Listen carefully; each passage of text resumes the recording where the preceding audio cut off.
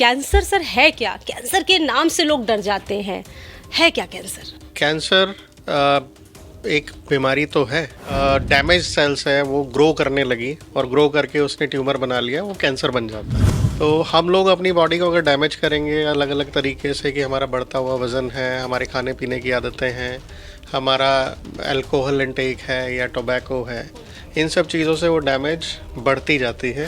रूस ने उम्मीद की किरण लोगों को दिखाई। एक वैक्सीन बनाने का दावा बार बार रूस कर रहा है और बड़ा चर्चा में है। इसका फ़ायदा ये है कि वो सिर्फ ब्रेस्ट कैंसर के सेल्स पे ही काम करेगा, और इसका फ़ायदा यही है कि ये टारगेटेड हो जाएगा और हम हर एक कैंसर के लिए अलग वैक्सीन बना सकते हैं, जो mRNA वैक्सीन है। कैंसर मतलब रोकने जिसको हुआ है। जी, तो ये आम जनता के लिए नहीं है। 40 से 50% कैंसर बिल्कुल ठीक हो सकते हैं स्टेज 3 तक, लेकिन स्टेज 4 में बहुत कम पेशेंट्स हैं जो ठीक हो पाते हैं। कैंसर लगातार बढ़ने वाली बीमारी है, तो सबसे पहले जो लोगों के पास भ्रांति आती है वो ये आती है कि कैंसर को छेड़ना नहीं चाहिए। तो इस तरह की जो उदाहरण है ये लोगों के सामने आने चाहिए। आपने अगर 1 ग्राम हल्दी रोज फालतू भी खा ली उससे ज़्यादा, तो वो आपको हेल्प नहीं करने वाला। एलोपैथी है कुछ नहीं। एलोपैथी यही सारी दवाइयाँ हैं जो पेड़ों से, पत्तियों से, जड़ी बूटियों से निकली हैं। कैंसर से जो होने वाले जो साइड इफ़ेक्ट्स हैं उनसे बचने के लिए लगभग 2000 न्यू ट्रीटमेंट है। टोबैको सबसे बड़ा कल्प्रिट है कैंसर का। टोबैको से ही ये समझिए कि जितने कैंसर्स हैं सब में कंट्रीब्यूट करता है। टोबैको सर से लेकर और पैर की एड़ी तक जितने ऑर्गन हैं सबको अफेक्ट करता है। तो जब आप अल्कोहल ले रहे हैं और सिगरेट साथ में पी रहे हैं, तो जितने हानिकारक उसके टार में जितने कार्सिनोजन है, जो दुश्मन है केमिकल्स हमारे शरीर, वो 20 गुना ज़्यादा ऑब्जॉर्ब होते हैं।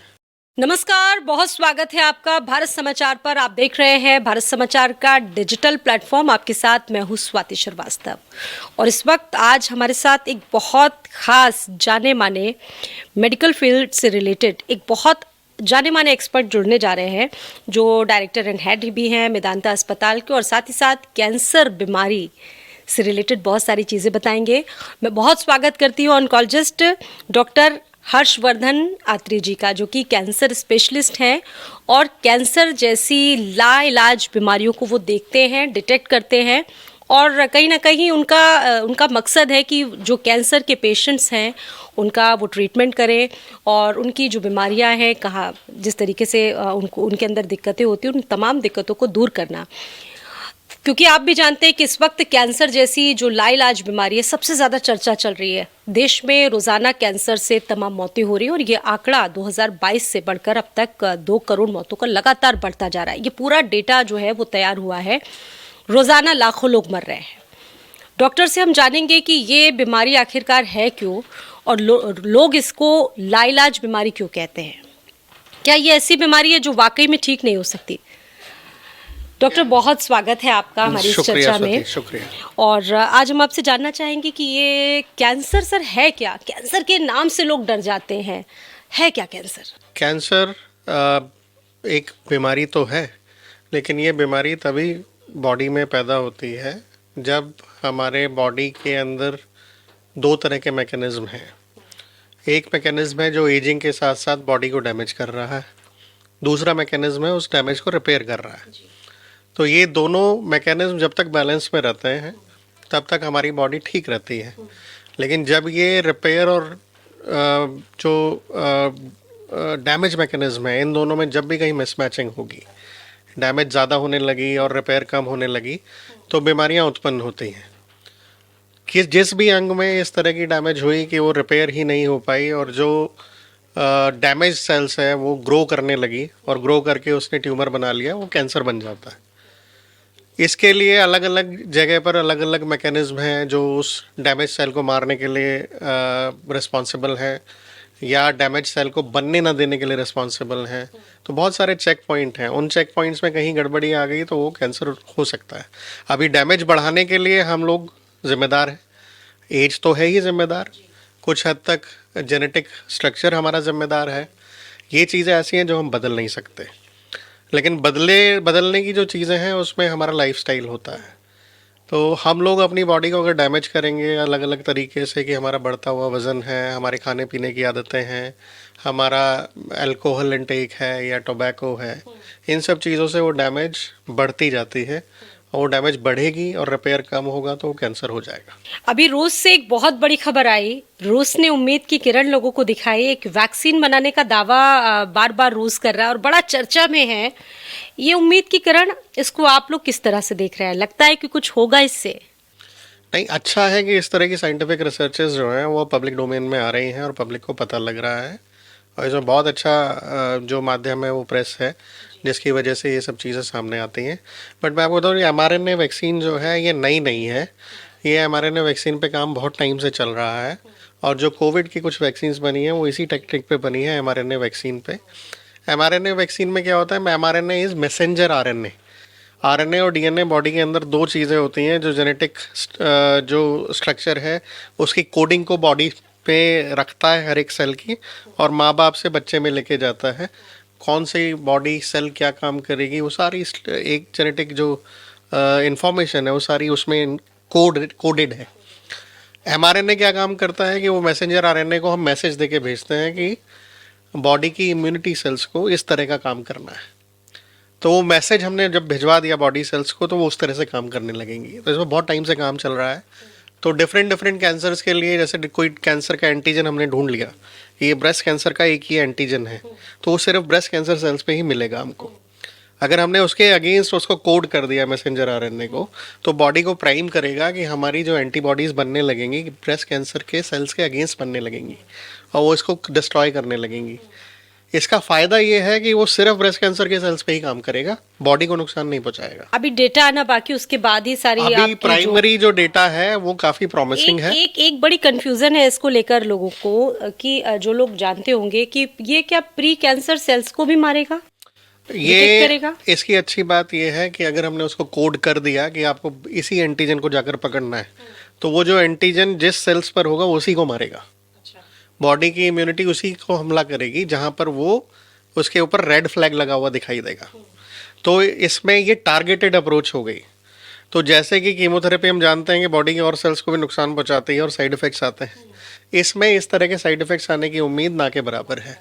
और इसका फ़ायदा यही है कि ये टारगेटेड हो जाएगा और हम हर एक कैंसर के लिए अलग वैक्सीन बना सकते हैं और पेशेंट के मतलब स्पेसिफिक पेशेंट के लिए कस्टमाइज वैक्सीन हम बना सकते हैं। इसमें प्रॉब्लम ये है कि एक तो ये टाइम टेकिंग है, दूसरा ये कॉस्टली है। ओके। एक कॉमन क्वेश्चन सर इसको लेकर ये है कि ये क्या अगर किसी को कैंसर हो गया है, किसी को डायग्नोज हो गया है कैंसर, तो ये वही व्यक्ति लगा सकता है या मतलब आप किसी को भी एज अ वैक्सीन लगा सकते हैं? नहीं, ये कैंसर डायरेक्टेड वैक्सीन है जो mRNA वैक्सीन है। कैंसर मतलब रोकने जिसको हुआ है जी, तो ये आम जनता के लिए नहीं है। आम जनता के लिए दूसरी वैक्सीन बन रही है, जैसे कि आपने सुना होगा कि HPV वैक्सीन है महिलाओं के लिए, जो सर्वाइकल कैंसर के अगेंस्ट है। क्योंकि सर्वाइकल कैंसर की जो वैक्सीन है वो सर्वाइकल कैंसर होता है ह्यूमन पेपिलोमा वायरस से। उसके हमको कुछ टाइप्स पता है कि ये वाले टाइप्स अगर इन्फेक्शन कर देते हैं तो वो महिलाओं में सर्वाइकल कैंसर करता है, दोनों जेंडर्स में मुंह का कैंसर कर सकता है और पुरुषों में पेनिस का कैंसर कर सकता है। तो इन्फेक्शन सबको है। लगभग 95% जनता जो है वो इस से इन्फेक्टेड है। बट वो जो टाइप हैं, वो टाइप जो कैंसर पैदा करने के लिए डैमेज चाहिए वो 20-25 साल तक अगर होती रहे तब जाके कैंसर पैदा होता है। तो हमने वो टाइप्स कुछ डिकोड कर लिए हैं, उनके लिए वैक्सीन बना ली है। तो वो अगर 8 से 15 साल तक की बच्चियों में सेक्सुअल मैच्योरिटी अटेन करने से पहले लगा दिया जाए तो वो इम्यून हो जाती हैं कि अगर वो इन्फेक्शन हुआ भी ठीक तो हो वो जाता है। कर ना पाए जी। कैंसर। इसी तरह से हेपेटाइटिस की वैक्सीन है जो आम जनता को दी जा सकती है। इसी तरह से इसी कड़ी में हम लोग एक कॉमन वैक्सीन बनाने की कोशिश कर रहे हैं, जो हमारे साइंटिस्ट हैं, कि कुछ ऐसा वैक्सीन निकले जो कैंसर को डिटेक्ट होते ही कि हाँ बॉडी में कुछ एंटीबॉडीज़ आ गई हैं, उसको पहले से हम लगा दें तो उसको पैदा ही ना होने दें। बट अभी ये दूर की कौड़ी नज़र आती है। कोशिश जारी है, जैसे mRNA वैक्सीन में सफलता मिल रही है, होपफुली उसमें भी मिले। यहाँ पे भी ह्यूमंस पे पहले ट्रायल होगा क्योंकि वो रूस है, ये इंडिया है, यहाँ पे पहले ट्रायल होगा क्लिनिकल। देखिए, कोई भी दवा जब भी बाजार में उतरती है उसके पीछे 20 साल की रिसर्च कम से कम होती है। उसके 3 या 4 फेज़ होते हैं ट्रायल्स के, जिसमें सबसे पहला होता है कि ये दवा काम करेगी कि नहीं करेगी, करेगी तो किस डोज में करेगी। फिर साइड इफ़ेक्ट्स फाइंडिंग ट्रायल होता है। उसके बाद फिर ह्यूमन ट्रायल होता है जो 100 या 200 पेशेंट्स पर होता है। उसके बाद फिर वो जब लगता है कि हाँ साइड इफ़ेक्ट्स उतने नहीं हैं, इफेक्ट्स अच्छे आ रहे हैं, पॉजिटिव रिजल्ट्स मिल रहे हैं, तो फिर वो दवा, जो दवा अभी मार्केट में सबसे अच्छी दवा है उस कैंसर के लिए, उसके अगेंस्ट जो है उसको हम ट्राई करते हैं कि इससे बेटर रिजल्ट्स दे रही है कि नहीं। अगर वो बेटर रिजल्ट्स देती है तब वो मार्केट में आती है। इसी तरह से ये वैक्सीन्स भी आएंगी। बिल्कुल। कैंसर के लिए कैंसर का नाम लोग सुन लेते हैं या किसी को डिटेक्ट हो जाता है कैंसर है, लोग बड़ा डर जाते हैं, सोचते हैं ये तो सही नहीं होगा, लाइलाज बीमारी, और ख़ास तौर से वो जिनको 3rd स्टेज का कैंसर हो जाता है। कहा जाता है कि डॉक्टरों के लिए इम्तिहान है, मरीजों के लिए नहीं। आप लोगों के लिए कितना बड़ा टास्क है, अगर आपके सामने कोई कैंसर पेशेंट आ गया तो आप कैसे उसको डील करते हैं, क्या इमोशंस होते हैं, सर बताएं। देखिए, इमोशनली चार्ज जैसे पेशेंट और पेशेंट के घर वाले रहते हैं, उसी तरह से वो इमोशंस हमारे ऊपर भी रब ऑफ करते हैं। ऑब्वियसली अगर ये इमोशंस उस स्थिति में ज़्यादा हाई रहते हैं जब हमको ये लगता है कि जैसे कोई बच्चा अगर कैंसर से, कि उसने तो कुछ अपनी शरीर के साथ ऐसा अब्यूज़ भी नहीं किया, या इस तरह के पेशेंट्स आ गए जिन्होंने ज़िंदगी में कभी स्मोक नहीं किया, अल्कोहल नहीं किया है, सारी ज़िंदगी स्वस्थ जीवन बिताया है, लेकिन फिर भी हो गया। ऐसे केसेस कम होते हैं लेकिन होते हैं। लेकिन हर एक पेशेंट के साथ हमारी पूरी एम्पैथी, पूरी सिंपैथी रहती है। हम लोग ये कोशिश करते हैं कि उनका इलाज बहुत अच्छे से चले और वो ठीक हो जाएं। और कैंसर के पेशेंट्स ठीक भी होते हैं। ये धारणा बहुत गलत है कि कैंसर के सारे पेशेंट्स जो हैं वो मर जाते हैं, ठीक नहीं होते हैं। ऐसा नहीं है। अप टू स्टेज 3 50%, अगर मैं सारे कैंसर्स को लूँ कि 40 से 50% कैंसर बिल्कुल ठीक हो सकते हैं स्टेज 3 तक। स्टेज 1 में वो आंकड़ा 90% होता है, स्टेज 2 में वो आंकड़ा करीब करीब 70% होता है, स्टेज 3 में करीब 50% से ऊपर होता है। लेकिन स्टेज 4 में बहुत कम पेशेंट्स हैं जो ठीक हो पाते हैं। तो हमारा जो फोकस है, हमारा फोकस ये है कि मरीज़ स्टेज 4 तक पहुँच ही ना पाए, और वो जितना जल्दी डॉक्टर के पास आएँ और उतना जल्दी उनका इलाज उतना कम से कम हो, उतना कम खर्चा हो, उतनी जल्दी वो ठीक हो जाए। तो हमारा जो फोकस है आजकल वो इलाज करने में फोकस तो है ही, अवेयरनेस बढ़ाने में है कि लोगों को ये पता चले कि कौन सा वार्निंग साइन है, कब हमको डॉक्टर के पास पहुंचना है। और ये जो रेजिस्टेंस है हॉस्पिटल नहीं जाने की और डॉक्टर के पास नहीं जाने की, उसको तोड़ा जाए। बिल्कुल। अच्छा, ये सोशल मीडिया का ज़माना है सर, आप भी सोशल मीडिया में होंगे, डिजिटल ज़माना है ये। अब बड़ी बात ये कि सारे डॉक्टर्स बन गए हैं, सब खुद रील्स देख देख के डॉक्टर बन जाते हैं। ऐसे लोगों को आपकी क्या सलाह है? लाइफ स्टाइल पर भी आगे हम बात करेंगे, उन लोगों के लिए क्या कहना है? एक जनरल अवेयरनेस बहुत ज़रूरी है, हम चाहते हैं कि आप वो जनरल अवेयरनेस भी हमारे तमाम दर्शकों तक पहुँचाएँ। तो अब एक ना जनरल कहावत है वैसे इंडिया में कि हर आदमी रायचंद है और हर आदमी डॉक्टर है, घरेलू नुस्खे सबके पास हैं। तो हमारी सबसे बड़ी परेशानी यही होती है कि जब मरीज़ हमारे पास तक पहुंचता है, आज भी करीब करीब 70% मरीज़ स्टेज 3 स्टेज 4 में आ रहे हैं जी। ये आंकड़ा उल्टा होना चाहिए कि 30% तक ही स्टेज 3 4 में आए, 70% अर्ली स्टेज में आ जाए। वेस्ट में ये आंकड़ा बिल्कुल उल्टा है, क्योंकि वेस्ट में जानकारी बहुत है उन लोगों के पास और वो लोग अवेयर बहुत हैं, अपनी हेल्थ को लेके अवेयर हैं, उनके पास कम्युनिकेशन के मेथड्स अच्छे हैं, उनका ये समझिए कि एजुकेशन का स्तर अच्छा है। तो हमको पब्लिक के बीच में पहुँचे उनको ये बताना है कि आपको कि कौन सी चीज़ें दिखाई दें तो आप डॉक्टर के पास जाएं। ये सारी चीज़ों के लिए बहुत काम चल रहा है। सोशल मीडिया का इसमें बहुत बड़ा महत्व है। हम लोग भी टाइम टू टाइम ये प्रोग्राम करते हैं और ये प्रोग्राम भी इनफैक्ट आप लोगों की मदद से हम ये इसीलिए कर रहे हैं कि लोगों तक ये जानकारी पहुँचे। तो जितना जल्दी हम उनको ये बताएंगे कि आप लोग ये चीज़ें नहीं करिए, अभी जैसे हम आगे के सेक्शन में बात करेंगे कि लाइफस्टाइल चेंजेस कैसे करें या किस तरह से करें, तो भ्रांतियां जो हैं उनको हटाना बहुत ज़रूरी है। तो एक नंबर 1 मिथ तो ये है कि कैंसर ठीक नहीं होता, तो हम इलाज कराने क्यों जाएं। हाँ। बहुत सारे मरीजों को तो लोग घर पर ही रख लेते हैं कि अब तो कैंसर हो गया है। एक बड़ा दावा ये हो रहा है इस वक्त, आपने भी सुना होगा कि सिद्धू जी अपनी वाइफ को कैंसर हल्दी और अदरक से सही हो रहा है, नीम से सही हो रहा है। सर इस फैक्ट को भी जरा बताने को पॉइंट आउट करने की कोशिश करिएगा जी। ये प्रॉब्लम मैं उसी पर आ रहा था कि रायचंद हर जगह है, दादी नानी के नुस्खे हर एक के पास है। आयुर्वेद से ठीक होता है? नहीं होता। कैंसर का प्रॉब्लम ये है कि कैंसर लगातार बढ़ने वाली बीमारी है। तो सबसे पहले जो लोगों के पास भ्रांति आती है वो ये आती है कि कैंसर को छेड़ना नहीं चाहिए, बायोप्सी नहीं करानी चाहिए, सर्जरी नहीं करानी चाहिए, तो वो नहीं तो फैल जाएगा। कैंसर का जो नाम है कैंसर इसीलिए दिया गया है कि वो एक डैमेज सेल से शुरू हुआ, उसके अंदर अनलिमिटेड रिप्रोडक्शन की पावर आ जाती है। वो 1 से 2, 2 से 4, 4 से 8 इस तरह से फैलता रहता है। इसी वजह से वो मैलिग्नेंट कहलाता है या कैंसर कहलाता है।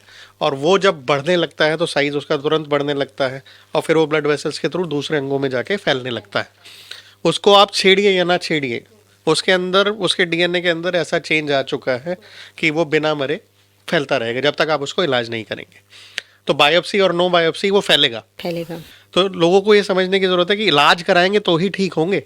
अगर ये सच होती बात कि बायोप्सी कराने से या सर्जरी कराने से कैंसर फैलेगा तो सारे पेशेंट्स मर जाने चाहिए थे। जितने पेशेंट्स को हमने ट्रीट किया है, ठीक किया है, लगभग 50% लोगों को, उनमें से एक भी जिंदा नहीं बचना चाहिए। तो ये कॉमन लॉजिक होना चाहिए, जो लॉजिक लोगों को लगाना चाहिए। दूसरी चीज़ ये है कि लोग ये सोचते हैं कि पहले हम दूसरे तरीके अपना लें, तब हम आयुर्वेद में अपना लें, होम्योपैथिक अपना लें, डॉक्टर के पास हाँ हम जड़ी बूटियाँ अपना लें। अनफॉर्चुनेटली इस तरह के मरीज स्टेज 4 में, हाँ, क्योंकि आपने कई महीने उसका इलाज टाला तो उसके बाद वो प्रॉब्लम बढ़ गई, फिर आपको एलोपैथी भी ठीक नहीं कर पाएगी। अभी थोड़े दिन पहले ही एक पेशेंट हमारे पास आया जो 20 साल का लड़का था। उसकी आंत में एक बहुत छोटा सा एक ट्यूमर था। 20 साल का लड़का था। तो सर्जरी से डर के इन्हीं भ्रांतियों की वजह से उन्होंने ऑपरेशन नहीं कराया। साल भर तक उसका कोई आयुर्वेदिक या इंडिजीनस इलाज करते रहे।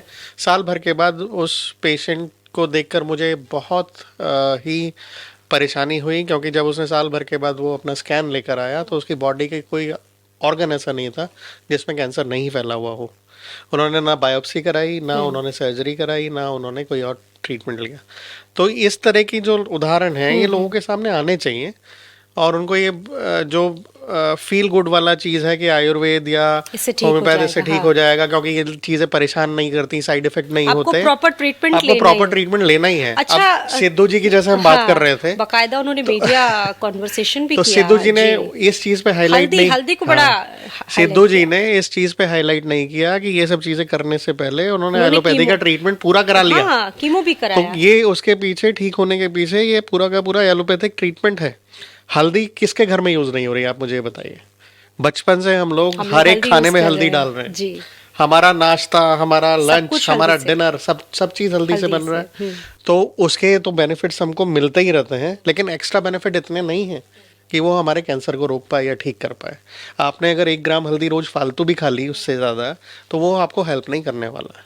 कीमो के लिए कहा जाता है, कीमोथेरेपी जो आप लोग करते हैं वो बड़ी कष्टकारी होती है। कीमोथेरेपी कैसे होती है, कब इसकी ज़रूरत पड़ती है सबसे ज़्यादा? देखिए, कीमोथेरेपी के बारे में मैं बताता हूँ आपको कि इसकी बड़ी अच्छी कहानी है। कीमोथेरेपी की जो पहली दवा यूज़ हुई, जो पहली दवा हमने खोजी, वो पेड़ की छाल से निकली।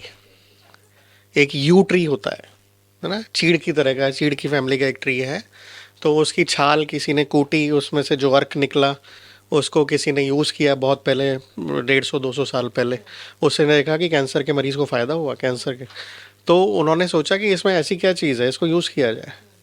तो वो यूज़ की करी गई, फिर उसको उन्होंने उसके अर्क को निकाला, साइंटिफिक फार्मूला निकाला, उसको सिंथेसाइज किया। तो आज के दौर की सबसे कामयाब दवाई पैक्लीटैक्सेल बनी। एलोपैथी है कुछ नहीं, एलोपैथी यही सारी दवाइयाँ हैं जो पेड़ों से, पत्तियों से, जड़ी बूटियों से निकली हैं। क्रूड फॉर्म में हम उसको आयुर्वेद कह देते हैं, लेकिन जब हम उसको सिंथेसाइज करने लगते हैं कमर्शियली, वो एलोपैथी बन जाती है। फ़ायदा ये है सिंथेसाइज करने का कि हमको एग्जैक्ट अमाउंट पता है हम कितना दे रहे हैं, और हमको ये पता है कि इसके साइड इफ़ेक्ट्स क्या हैं और इसके इफ़ेक्ट्स क्या हैं।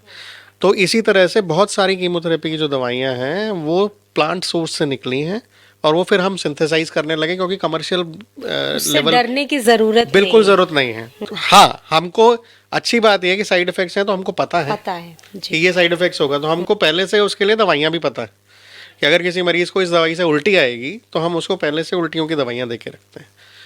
पिछले 10 सालों में मैं आपको ये यकीन दिलाना चाहता हूँ आपके माध्यम से लोगों को कि कीमोथेरेपी के जो साइड इफ़ेक्ट्स हैं और कीमोथेरेपी से जो कैंसर से जो होने वाले जो साइड इफ़ेक्ट्स हैं उनसे बचने के लिए लगभग 2000 न्यू ट्रीटमेंट आ चुके हैं।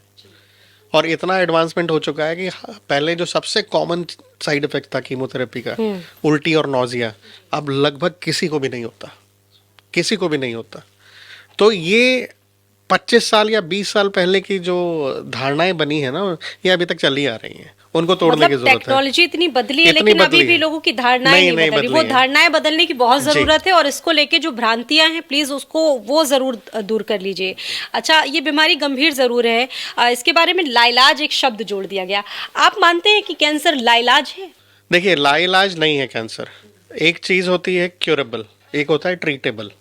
क्यूरेबल होता है कि पूरी तरह से ठीक कर सकते हैं कि नहीं, अप टू स्टेज 3 और कुछ स्टेज 4 केसेस हम ठीक कर लेते हैं। स्टेज 3 तक मैंने कहा ना आपको 50 से 60% के पेशेंट बिल्कुल ठीक हो जाते हैं, और स्टेज 4 के 3 से 4% के केसेस भी हम ठीक कर लेते हैं। स्टेज 1 और 2 का तो बहुत अच्छा नंबर है। तो ये बेसिकली डिपेंड करता है कि आप अपने लिए कितने जागरूक हैं, कौन सी स्टेज में आप आ रहे हैं और कहाँ पर आप इलाज ले रहे हैं। हॉस्पिटल चूज़ करना और डॉक्टर चूज़ करना भी एक बहुत बड़ी कला है। आप होम्योपैथ के पास जाकर अगर गंभीर बीमारी का इलाज कराएंगे तो आप ठीक नहीं होंगे। आप अगर घर पर रहकर उसका इलाज जड़ी बूटियों से करेंगे तो आप नहीं ठीक होंगे। कैंसर के ट्रीटमेंट में स्टेज वाइज ट्रीटमेंट डिसाइड किया जाता आपका है। ये इंटरव्यू जो देख रहे होंगे, खासतौर से वो लोग जो आयुर्वेद पे परेशानी बड़ा होगी। विश्वास करते हैं, उनके लिए बड़ी विचित्र स्थिति होगी। उनके लिए भी आप सजेस्ट ये कर नई दीजिए। जी। जनरेशन के लिए है, बेसिकली पुरानी जनरेशन या हमारे पिताजी तक की जनरेशन वाले लोग, उनका एलोपैथी की तरफ झुकाव कम है। उनका झुकाव हर घर में, मैंने देखा मेरे घर में भी होम्योपैथी की मटेरिया मेडिका रखी होती थी, उससे देखकर दवाई दी जाती थी कि जुकाम हुआ है तो ये वाली दवाई। तो ये धारणा तोड़नी पड़ेगी हमको। अच्छा, ट्यूमर्स, आप लोग तो ये सारी चीज़ें रोज़ाना फेस करते होंगे। ट्यूमर्स कैसे दिखते हैं, कैसी स्थिति होती है जब किसी का ट्यूमर निकलता है, क्या क्या मतलब उस टाइप का कैसा आपको फील आता है जब आप डिटेक्ट करते हैं इन तमाम चीज़ों को? देखिए, जब साइन सिम्टम्स पूछते हैं हम पेशेंट को या एग्जामिन करते हैं तो हमको अंदाज़ा लग जाता है कि ये किस स्थिति में पेशेंट होगा। तो हमारी सबसे बड़ी जिम्मेदारी तब ये हो जाती है कि सबसे पहले तो हम उनको ये भरोसा दिलाएं कि उनका जो बीमारी है वो ट्रीटेबल है और क्यूरेबल है, अगर क्यूरेबल है तो।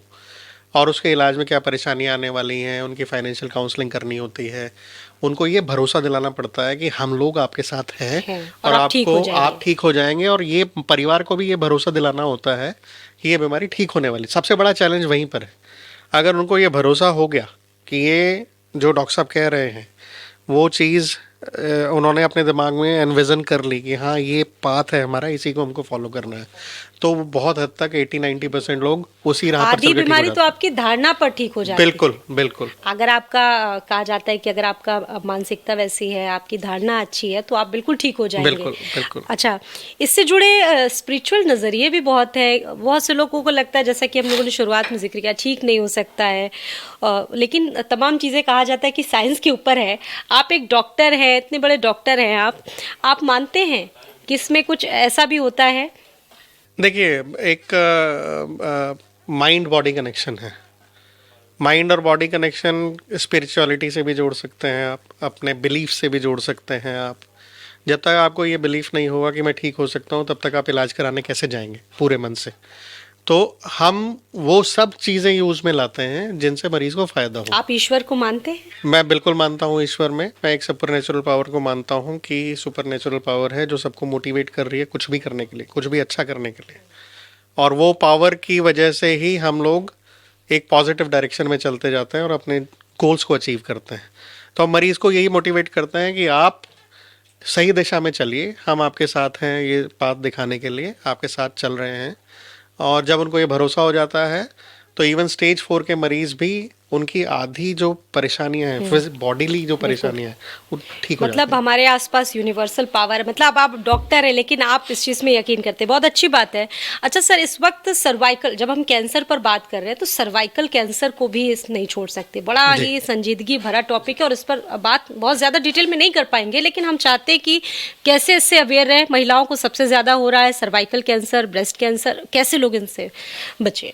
देखिए, सबसे बड़ी चीज़, जो सबसे अच्छी चीज़ है ब्रेस्ट कैंसर के मामले में, जो अच्छी चीज़ है, अच्छी तो नहीं कहना चाहिए बट मैं कहता हूँ बेहतर चीज़ क्या है कि बेहतर चीज़ यह है कि ब्रेस्ट जो है एक्सटर्नल ऑर्गन है बॉडी में, और उसमें कोई भी तकलीफ होगी तो वो दिख जाती है, महसूस हो जाती है, पहले से पता चल जाती है। कोई भी लंप आया छोटा मोटा, या तो आप तुरंत टेस्ट करना है। निप्पल से कोई डिस्चार्ज आने लग गया, जो सिम्टम्स है मैं आपको बता देता हूँ, या फिर कोई रेडनेस आने लग गई, स्वेलिंग आने लग गई, साइज में चेंज हो गया, पेन हो गया, तो ये सब चीज़ें ना बड़ी आसानी से नोटिसेबल है। हो सकते हैं आगे। हाँ, नोटिसेबल हैं ये चीज़ें। इन चीज़ों को इग्नोर नहीं करना है। बॉडी में कहीं भी कोई गांठ दिखे वो आपको इग्नोर नहीं करनी है। आपको कहीं भी कोई घाव हो जो भर नहीं रहा हो, एंटीबायोटिक्स के 10 दिन हो गए हैं, उसके बाद उसको ठीक से दिखाना ज़रूरी है। कैंसर हो सकता है। कहीं से भी कोई ब्लीडिंग हो रही हो, निगलने में तकलीफ हो, आपकी पॉटी जाने की आदतों में बदलाव हो रहा हो, आवाज में भारीपन, आवाज आपकी भारी हो गई हो या चेंज हो गई हो, तो लैरिंक्स से वेट कैंसर हो लॉस हो सकता रहा है। हो अगर, फीवर लगातार आता जा रहा हो जो ठीक ही नहीं हो रहा है 1 या 2 ये इंडिकेशन महीने हो से सकते ज्यादा, हैं। ये सारे इंडिकेशन कैंसर की तरफ इशारा करते हैं। अगर आपका जरूरी वेट नहीं है कि लगातार हो, घट रहा, हाँ, लेकिन उसको ढूंढना हाँ, पड़ेगा हमको। 2 से 3% हो सकता है, बिल्कुल लेकिन होता है। 90% नहीं। तो बिल्कुल हो सकता है, लेकिन आपको आपने सारे कॉज क्योर देख तो लिए, आपको लेनी होगी। आपने सारे हाँ, कॉज देख लिए ना, तो आपको उस तरफ भी आप दिखाना चाहिए। तो ये सारे लक्षण नज़रअंदाज नहीं करने, ये आपको बताएंगे ये 7 कार्डिनल साइंस ऑफ कैंसर है। इसी तरह से ब्रेस्ट में अगर कुछ चीज़ आपको दिखाई दी तो आपको ज़रूर उसको दिखाना चाहिए। ऐसे ही सर्वाइकल कैंसर में जो होता है वो महिलाओं में बहुत अक्सर परेशानी होती है कि गंदे पानी जाने की शिकायत हो रही है, ल्यूकोरिया की शिकायत हो रही है। ये प्राइमरी लक्षण जो है ल्यूकोरिया कैंसर का, ये सर्वाइकल कैंसर में आता है। ये इन्फेक्शन की वजह से भी आता है। तो लेकिन इन्फेक्शन मान के उसको कई सालों तक इग्नोर किया जाए तो फिर वो स्टेज 4 में लेकिन पहुंच हमारे जाएगा। यहाँ समाज जैसा है, या यूँ कहिए कि ये शर्म, प्रथाएं चली शर्म, आ रही, शर्मिंदगी की वजह से शर्मिंदगी, महिलाएं बिल्कुल। ये सब टॉपिक्स पे नहीं बात करने को बताती हैं, तैयार नहीं नहीं है। बताती हैं। तो ये शर्म तोड़नी है हमको। इसकी वजह से कई बार हमारे पास इस तरह के पेशेंट आते हैं कि उनकी ब्रेस्ट में बिल्कुल फूल गोभी के बराबर का ट्यूमर पड़ा हुआ है और घर में किसी को भी नहीं पता है, क्योंकि शर्म के मारे शर्म महिला की ने वजह किसी को से बताया नहीं जी। तो ये सब चीज़ें जो हैं ये उनको पता होना चाहिए कि किस तरह की बीमारी हो सकती है, जल्दी हो जाए तो ठीक हो जाए। सर्वाइकल कैंसर जैसे मैंने पहले बताया कि इन्फेक्शन से होता है, और अगर आपने एचपीवी वैक्सीन की कवरेज अच्छी बढ़ा दी, हमारी सरकार कुछ ऐसा करे कि एचपीवी वैक्सीन सब्सिडाइज रेट पे तो मिलने लगी है, लेकिन वो फ्री हो जाए, या स्कूल के बच्चों के लिए प्रोजेक्ट चलाया जाए कि स्कूली बच्चों जनरल को अवेयरनेस के वैक्सीनेशन प्रोग्राम्स कर हो, दिया हाँ। जाए, तो इससे 99% छुटकारा हमको सर्वाइकल कैंसर से मिल सकता है। अच्छा, यूथ भी इस समय बहुत ज्यादा इस समस्या को झेल रहे हैं, एंजाइटी बहुत ज्यादा है, लोगों के पास टाइम नहीं है। हम मीडिया वालों के लिए तो बहुत ज्यादा दिक्कतें हैं, टाइमिंग नहीं, लाइफ स्टाइल हमारी बहुत खराब है। सर ब्रीफली इसको आप कैसे समझाना देखिए, चाहेंगे? लाइफस्टाइल में तो चेंज लाना पड़ेगा, हमको हेल्दी लाइफस्टाइल की तरफ जाना पड़ेगा। हमारा हेल्दी वेट हमको मेंटेन करना पड़ेगा। आपको एक्सरसाइज के लिए टाइम निकालना ही चाहिए। रोज़ कम से कम 30 मिनट, हफ्ते में 5 बार ज़रूर करना है। योगा भी कर सकते हैं। टोबैको सबसे बड़ा कल्प्रिट है कैंसर का। टोबैको से ही ये समझिए कि जितने कैंसर्स हैं सब में कंट्रीब्यूट करता है। टोबैको सर से लेकर और पैर की एड़ी तक जितने ऑर्गन हैं सबको अफेक्ट करता है। कैंसर मैक्सिमम ऑर्गन में करता है, और जितनी बीमारियां आप सोच सकती हैं सब में कैंसर का, सब में टोबैको का योगदान है। और अल्कोहल और टोबैको जब साथ में मिल जाते हैं, जब भी पार्टी होती है तो अक्सर आपने लोगों को देखा होगा कि सिगरेट प्लस शराब, जाम भी हाथ में है और सिगरेट भी है, ये दोनों चीज़ें चलती हैं। तो जब आप अल्कोहल ले रहे हैं और सिगरेट साथ में पी रहे हैं तो जितने हानिकारक उसके टार में जितने कार्सिनोजन है, जो दुश्मन है केमिकल्स हमारे शरीर के। वो 20 गुना ज़्यादा ऑब्जॉर्ब होते हैं। तो दोनों चीज़ें अगर साथ चल रही हैं तो 20 गुना ज़्यादा खतरा बढ़ रहा है। और फैशन में लोग आजकल ये सब चीज़ें करते हैं, तो फैशन में मत जाएं, अपनी लाइफस्टाइल सुधारिए, हेल्दी खाना खाइए, जंक फूड नहीं खाइए, मोटापा नहीं बढ़ाइए, एक्सरसाइज का समावेश करिए।